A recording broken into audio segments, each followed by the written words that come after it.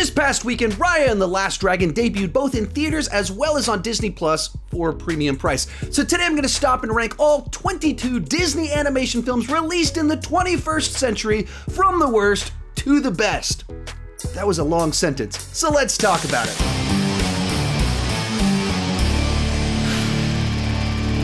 Hi, my name is Sean, and like my shirt says, I talk movies way too much. With that in mind, go ahead and join me down below in the comment section. Share your ranking of all 22 Disney animation films released in the 21st century. My list isn't the right list, it's just my list, and I would love to see yours. This is the way.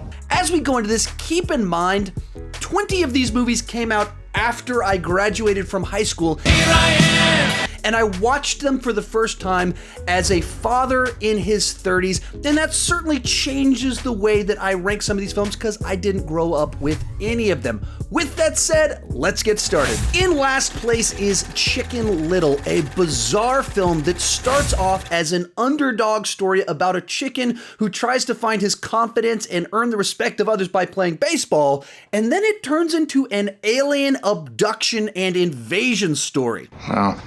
That was weird. The movie consistently goes for low-hanging fruit when it comes to the humor. It relies heavily on pop music and montages for the jokes, and there's even a sequence where it cuts to the Spice Girls wannabe playing while there's ducks and pig butts dancing.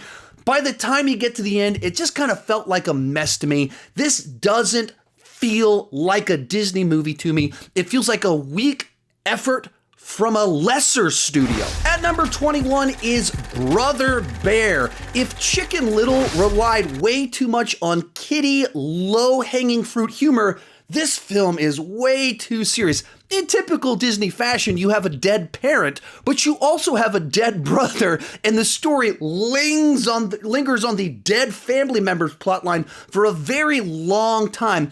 And then it does a dramatic tonal shift when it goes to Animal World. Everything brightens up and it turns super goofy. This is a movie I just could not connect with. I did appreciate the presence of the Strange Brew guys. Good day, I'm Bob McKenzie. This is my brother Doug. How's it going, eh? Welcome to our movie, eh? You wouldn't like us, eh? We're really gamey. Yeah, eat hooper brains over there. Oh, nice, eh? That's mighty decent of you, eh? But beyond that, this one totally fell flat for me.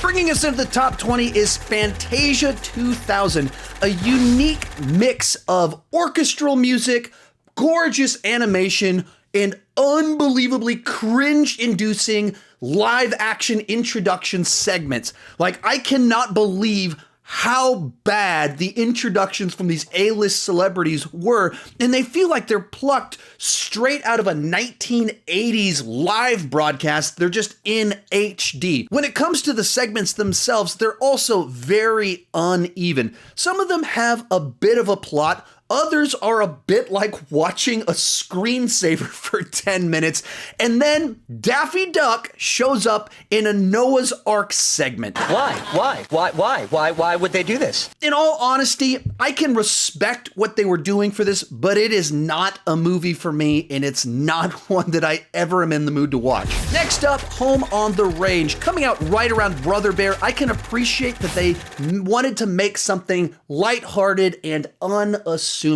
For the most part, it's harmless besides this one joke that's a reference to breast implants about a cow's udders being big and real. But why? But in general, this feels like the type of movie and segment that would have come out decades before it actually did, and it's a film that made absolutely no impact on me. I watched it for the first time about a year and a half ago, and when I went to rewatch it for this video, the only thing I remembered was that it was the cow movie. Besides that, it was utterly wiped from my memory. Number 18, Dinosaur, an interesting visual experiment as it combines these CGI animated dinosaurs with live action scenery. But at the same time, this experiment I don't think fully works and is kind of distracting. It's also a movie that I think is much too serious. It avoids a lot of the usual bag of tricks that Disney animation uses to add entertainment in the film, so you don't have pop songs, you don't have a lot of simplistic humor or plucky side characters. but it doesn't replace them with anything else for the entertainment factor. Beyond that, it's a family movie about dinosaurs going extinct, which is pretty heavy subject matter for children. Not a great plan. And in fact, my wife and kids refused to watch this movie with me when I was watching for this video. The one big gigantic saving grace here is the score from James Newton Howard that is pretty phenomenal. And as you're watching this story about these dinosaurs trying to overcome extinction and all sorts of conflict, when his swelling score comes in, you absolutely feel it. Then we have Ralph Breaks the Internet. This one is so frustrating for me because I actually really enjoyed the first half of the film. The simple concept about Vanellope's game breaking and them going into the internet to try and fix it, I thought was a nice setup. The references to other Disney projects put a big gigantic grin on my face. But then as soon as it started leaning into kind of the internet culture and memes, it felt dated before the movie even came out, and that was several years ago. But what kills this one for me is I actively dislike the second half of this film. As soon as it switches plot lines over to the virus and all the evil Ralphs, I check out. I do not like it whatsoever. You've made a huge mistake. It does not work for me. It doesn't pull things together, and it just feels like a bad sequel tacked on to the end of this movie. And this is a film I've seen many times because my little 2-year-old had a WreckIt Ralph phase where she watched both of these movies constantly. She'd go, Roro, Roro. Who is it? That's right. Roro. And then we would put on WreckIt Ralph. So I've seen it many times. In the first half, I'm digging it. And then I actively cannot stand the second half. Coming in at number 16 is Treasure Planet. Now, this is a movie that whenever I first watched it, I assumed I was really going to like it because the basic idea, kind of doing, I guess, a steampunk version of Treasure Island, sounds like a lot of fun for me, but for whatever reason, this one doesn't come together in the end. Much like Atlantis, it tries to kind of take a PG-13 type concept and squeeze it into a PG animated film, but I don't think it works nearly as well here. Some of that is there's just so much world building that has to take place to set up the scenarios that it just feels like everything is rushed and underdeveloped. So you have this big, gigantic story you're trying to tell in 95 minutes. Some of it is, I think there's some misplaced humor in there. There's a guy that talks with farts, and his language is called flatulence, and there weren't any characters that I really connected with. So it's a type of story that I would normally really like. I love the mix of 2D animation with kind of some CGI background and stuff like that. Love the way it looks. The movie as a whole never fully comes together. Number 15, The Princess and the Frog. Here, Disney takes their princess storyline to New Orleans and gives us a clever new spin on the Frog Princess storyline. As always, the animation is gorgeous, and they find some real clever ways to visualize some of the songs. Along the way, they take a lot of the common tropes of Disney princess stories, set them up, and then subvert our expectations and take things in a different, unexpected direction. And in that way, this is sort of like a prototype for what they did with Frozen. But the story's swamp setting is just filled with base level elements. Spit, mucus, flies. There's even a shot of someone shoveling poo, and the voodoo villain inside of it seemed awfully dark and creepy for a movie that I was watching with my young kids. And so while I really enjoyed the idea of the story, I don't like the specific execution of the elements. Next up, The Emperor's New Groove, a movie which many people absolutely love, including my wife. There's a lot of quotable lines in this movie. David Spade is so good at playing sarcastic characters like this. For me, Gronk was the big standout. Here I am! Excuse me, Kronk is the standout, and there's no shortage of actual solid jokes in this film. But there are two huge problems with this film. First off, to me, it looks like the cheapest looking Disney film in like 40 years, especially coming off the Disney Renaissance. I just don't think this movie looks very good. Second, it has one of the most unlikable lead characters in any movie I've ever seen. He is an actual tyrant. And if you stop and think about it, what he wants to do and does in this film is far worse than what the villain is trying to do inside of the story. If you just swap the perspective of it, he's this abusive tyrant that's doing horrible things and wants to destroy people's homes, and she is the hero that dethroned this monster. And I think that makes it difficult for me to root for and care about what happens to our lead character when he is an actual terrible person. At number 13 is Winnie the Pooh. The film is light and unassuming family entertainment. The writing, the style, the wordplay all call back to the classic Winnie the Pooh cartoons, and each of the characters gets their moment, their segment in the spotlight. In an era where movies are constantly looking to go bigger, louder, faster, this calls back to a different era of entertainment that was a little bit more simplistic and relied on wit, cleverness, and things like that. The reason it's so low on the list is that it's one of the least ambitious films here. It's barely over an hour in length, and it's inherently a bit more episodic in nature. So while it does what it's trying to do very well, it's also pretty simple by nature. Then we have Meet the Robinsons, a genuinely good-natured film that plays a bit like reverse Back to the Future. It has some simple but clear messages about taking responsibility as well as continuing to move forward and strong family values. And at the same time, it's one that it just doesn't feel like a Disney movie to me. Granted, my definition of a Disney movie is very narrow and normally involves talking animals and princesses, but this doesn't look like a Disney movie to me. The CGI is incredibly dated just for movies that came just a few years later look a whole lot better. I'm not a big fan of Bolo Hat Guy as the villain. He's a bit too stupid and clumsy to be any sort of threat for our lead characters.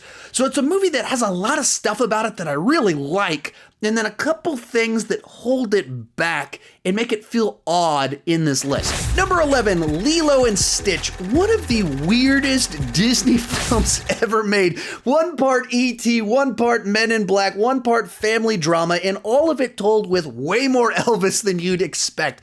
No way! At its core is the relationship between two sisters, which works really nicely. This film in general, I think, works better as kind of an E.T. film than it does as a story about alien bounty hunters and invasion type elements. In general, a charming, sweet movie, but a weird mix of genres and Elvis. Real quick before we go into the top 10, there's a lot of great films in here. It's a bit like trying to rank your kids, which my wife keeps telling me I need to stop doing. So as I go into this, if one of your favorites is lower on the list than you'd like, be kind in the comment section. This is really tough when you're dealing with a studio like Disney that puts out a lot of great films. Kicking off our top 10 is Moana. Disney's take on the Polynesian mythology is led by a great character in Moana. She's strong-willed, determined, proactive, and they didn't feel the need to give her a romantic interest. They were confident enough in her that they let her stand on her own. As always with these movies, the music is fantastic. One of the standouts being Where I'll Go, and Hey Hey always puts a big grin on my face. But I've never connected as much with this film as I have with the rest of the films on this list. You know, that's just like your opinion, man. I know a lot of you love this film. I've just never connected with it on that higher level. There's not a specific reason for that I could elaborate on. But But if this is at number 10, just imagine how good the rest of this list is. At number 9 is Bolt, a cute road trip movie with animals. Actually, when you stop and think about it, it has a lead character that thinks they're a superhero that's on a road trip. It's quite a bit like Toy Story. You are a toy! Is that real? Does this look real to you? Or that? Is that real? Or that? Penny equals Andy, the cat equals Jesse. If you think about it, there's definitely some connections there. And maybe that's why I enjoyed the movie so much. It's stealing from the best. It's also a film that we've watched an awful lot in the Chandler household, as we like animals and we like superheroes. Put them together and you have a fun adventure for the whole family. Then we have Zootopia, a movie that takes the buddy cop formula about a by-the-book cop who partners with a loose cannon to solve a crime and blends it with the Disney formula to create something brand new within the Disney canon. Part of what makes this film work is it's filled with just delightful, fun characters that you enjoy spending time with in a number of memorable sequences, the sloth at the DMV being one of the big standouts for me. We are in a really big hurry. I am on It? break. But what the movie does really well is it manages to take a pretty heavy-handed message against prejudice and tell it in an organic way throughout its story. When you put it all together, you got fun characters, memorable sequences, and a solid message. All of it for a very fresh Disney animation film. Number 7, Big Hero 6. For me, this feels like one of the least Disney animation films that they've ever done. Luckily, in this case, it feels like a nice change of pace. Here, Disney applies their bag of tricks to the Marvel Comics genre, and you get all the superhero action you want while also having a very heartfelt message about family as well as finding friendship in unusual places. Where I think this movie really starts to shine, though, is in the world building that's able to take place where you go off into this futuristic society with all these robots. Also really enjoy the way the villains worked in this story, where you have one that's highly sympathetic but doing some very evil things, and another one that's less sympathetic but not as overtly evil in his actions, and it kind of creates a tension for our hero where he parallels what the villain is doing in certain ways in a really nice way. But the big standout here is Baymax, who is just such a delightful, charming, and funny character. Put it all together, and you have a nice, original animated film in the Disney canon. Next up is Atlantis, the Lost Empire. Now, I saw this for the very first time only a couple of years ago, and I immediately thought to myself, this feels like a Disney animation film that is primed to be remade as a live-action PG-13 epic. Not all the ones that they keep making. This is an underviewed film, an underappreciated film that is just ripe to be made as a big-budget epic film. It's one part Avatar, one part Indiana Jones, one part Stargate. There's a bunch of great world building involved in it. It's got a fantastic score from James Newton Howard. It might start a little bit slow at the beginning, but once it gets going, it's just a fantastic adventure that I think could be told even better live action. Bringing us into the top 5 is Frozen, with a spellbinding combination of fantastic songs, irresistible characters, and truly laugh out loud funny moments. This movie took off at the box office and became the highest grossing animated film of all time. The songs and the characters became instant pop culture icons. The movie can be quotable, the songs are sing-alongable, though I'm not sure that that is a real word. And in fact, one of the songs in here is my backup karaoke song. It's the kind of movie that gets the specifics so right that you can forgive its pretty significant flaws. For me, the story here is incredibly unbalanced and the storytelling uneven. There's 7 songs in the first 35 minutes and then only 2 songs in the next hour of the film. Because of this, the first act feels overly padded because there's a song every few minutes, and then it kind of slows to a crawl once we get past Let It Go. The next hour feels like they never ironed out how to fully incorporate all the elements that they wanted wrinkle-free.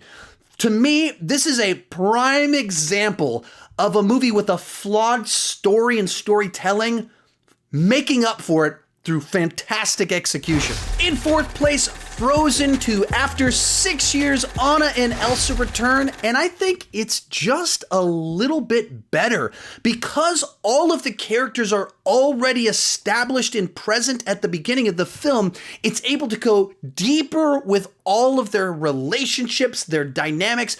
Everyone gets a better and fuller story throughout the runtime of the movie. And just in general, the film kind of doubles down on the fantasy elements of this world. So you get some great world building. The world seems bigger, the danger is more palpable, and the magic is more intriguing. Now, as you move into the 3rd act, I don't think it fully lives up to all the tension that was set up to that point in time. So it could be a little bit underwhelming, and maybe it leans into a few too many tropes of the genre. But in general, I think the music is great once again, and it's an even better adventure in this world. Real quick, before I give you my top 3, remember to share your ranking down below in the comment section. Remember, my list isn't the right list, just my list, and I would love to see yours.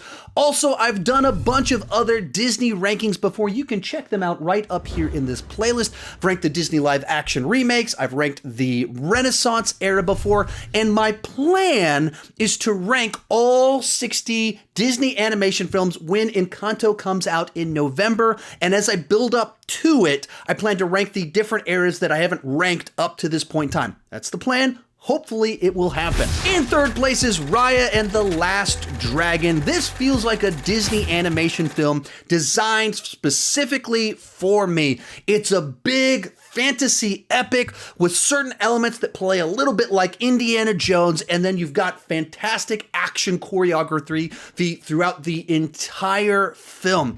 I dug the characters, and what I really appreciated is it created a way where we were sympathetic towards both our hero as well as our villain. Each of them had their own flaws, each of them had their own strengths, and there was a message tied to that was clear, is repeated, and it was developed throughout the entire story. So this was a movie that was such a pleasant surprise, where we've had not a ton of movies that have come out over the last year, and even fewer that were good.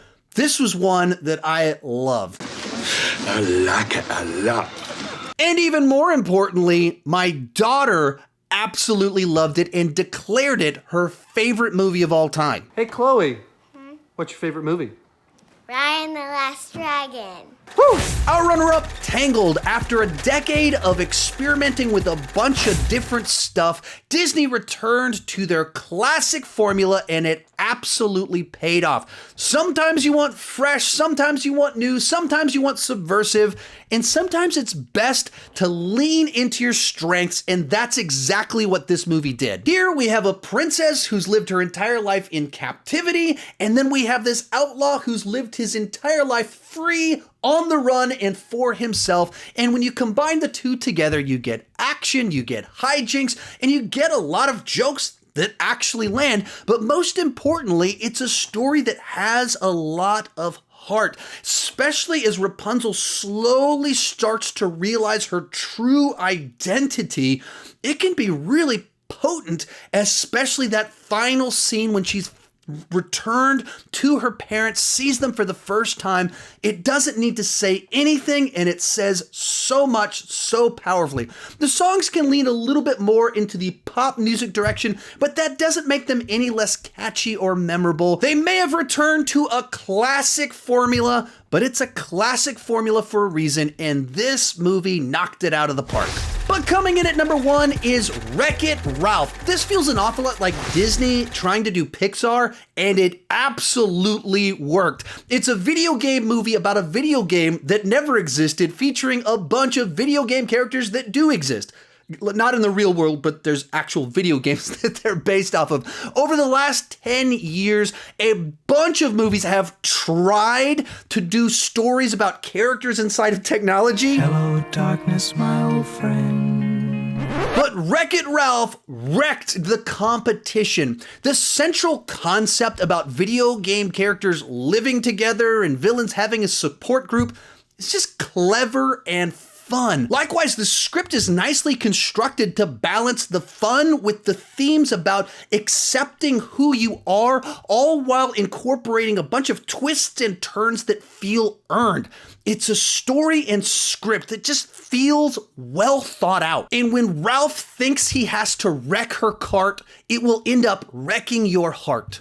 Hey, that rhymed. I'm a poet, and I didn't even know it. But the real magic here is a set of characters that you actually want to spend time with, and there's a bunch of great cameos. It's fun, it's funny, it's heartfelt, it's great, therefore it's number 1. If you enjoyed this video and want more like it, check out that playlist right over there with my ranking of the Disney Renaissance era as well as the Disney live action remakes.